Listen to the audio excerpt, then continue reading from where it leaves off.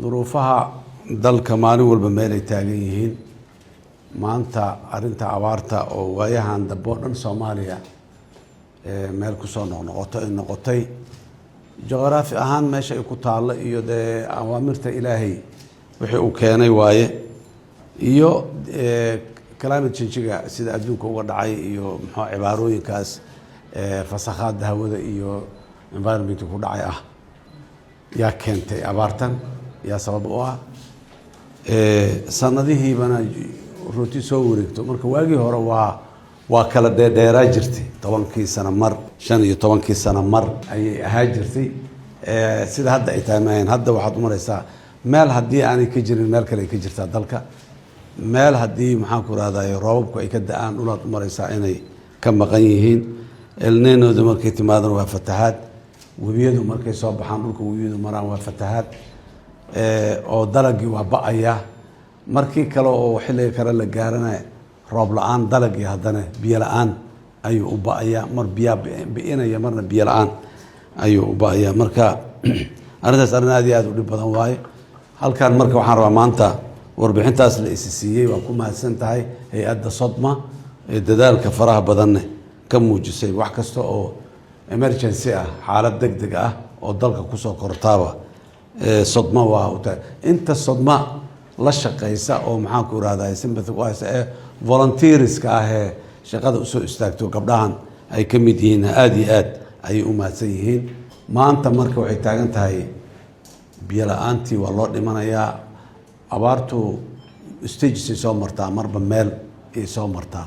roobkii la waayay waa dhibaato waay beerihi bixi waayay cagaarkii ba'ay cawskii calafkii la waayay waa dhibaato xoolihii maxaan ku raadayay liito oo dhimasho bilaabay ama dhintay waa dhibaato waxa ku soo xigana waa dadku haddana inay dhintaan macluulaad timid dadku waa nafaqo darro hayso marka dambana dadku waa dhimanaya marka hadda stageskaasi inta badan waa la soo marmaray meelihii ugu dambeeyay ay hadda taagan tahay maanta marka waxay taagan tahay nafta badbaadinteedii qof Soomaali oo wixii uu kari karay aabba ama hooyo wixii ay kari kareen ilmoodu ku badbaadi kareen sameeyay laakiin duruuftii ay ka tanbadisay oo wax awoodoodii ka baxsan ay meesha yimaadeen waaye waxa u baahan in loo gargaaro oo loo gurmado Soomaalidu waxay ku maamaadaa ciyaaya loo ciladaanshaa qofka sheegay war dhibaato ay haysa dhahayo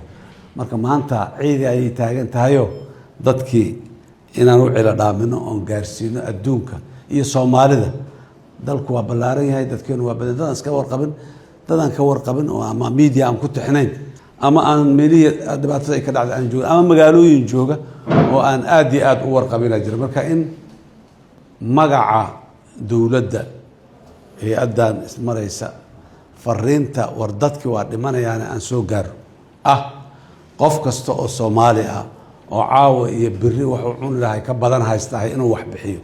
yaa ku waajiba arday halkan taariikhda intaan soo joognay Muqdisho waxaana loogu keenay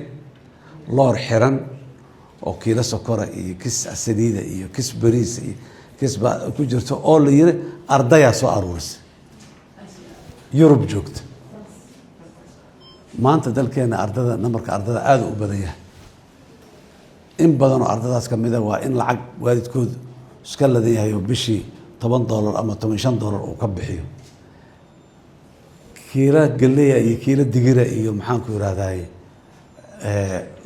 ardagaasi $15 bishii laga bixinayo guriga uu ka soo baxay waa laga awoodaa in laga helo waxaas hadii la isku geeyana wax badan dad badan ay badbaadisaa marka horta baaqeena kan koobaad waxaan u tabinaynaa u diraynahay waa dadkeena Soomaaliyeed meel kastoo ay joogaan isu gargaaridda inay ayaga bilaabaan oo ay waxay cuni lahaayeen wixii ka badan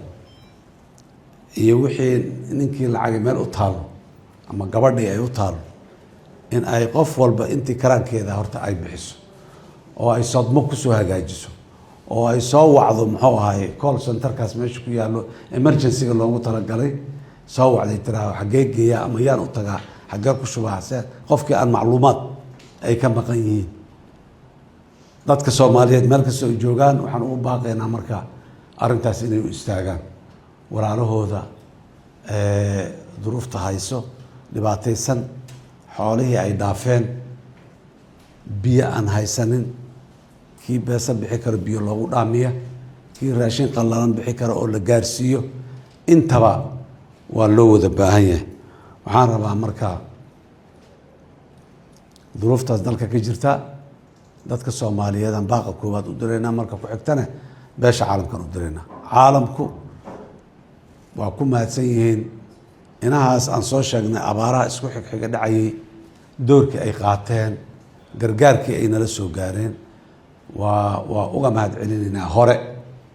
midka maantana waxaan ugu baaqaynaa ka codsanaynaa inay gargaar degdeg ah la soo gaaraan dadkanaga sidoo kale dowladda hay-adaha dowladda dhammaan waxaan farayaa in gargaarka iyo waxa gargaarka loo wado in wax lagu kordhiyo ma ogiye checkpointaan cashuur looga qaadi karin dekadaan cashuur looga qaadi karin airborana looga qaadi karin meel kale oo la joogaan maamul meel jooga ayaan ka qaadi karin waa gargaar haddii la yidhaaho oo laysku raaco oo hay-addaas iyo hay-adaha samafalka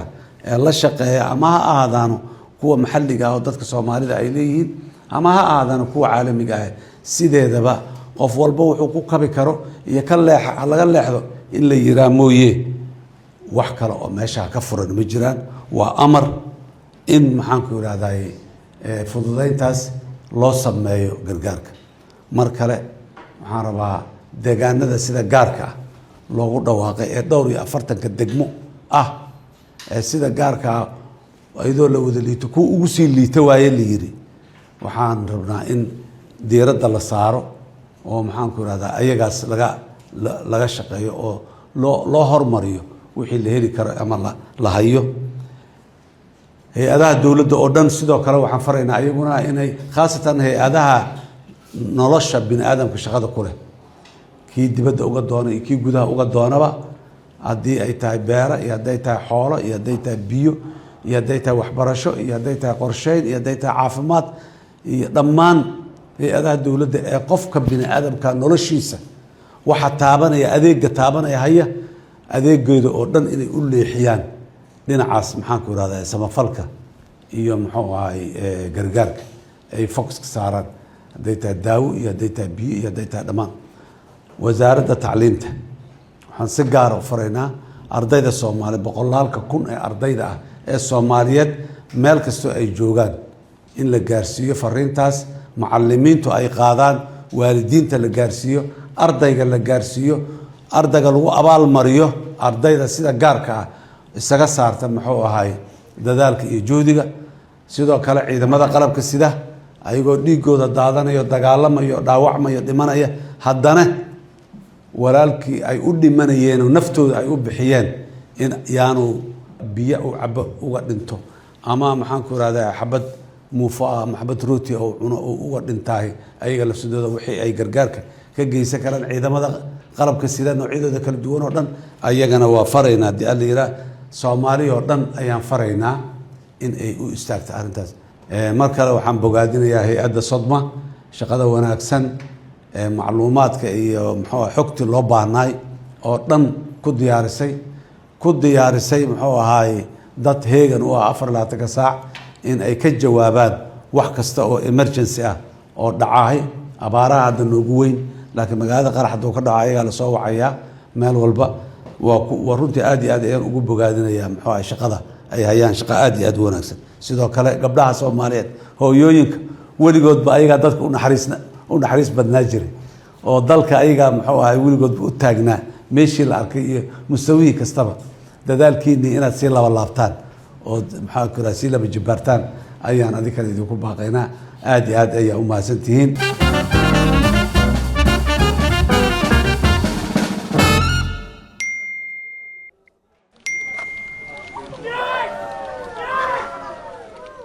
soo ma aragtaan waa degdeg waa amaano waa fudeed waa hal martaaba oo kaliya ku bixi mushaaraadka shaqaalaha si fudud oo hufan adigoo adeegsanaya tiknoolajiyada casriga ah dahabbay hal taabasho oo keliya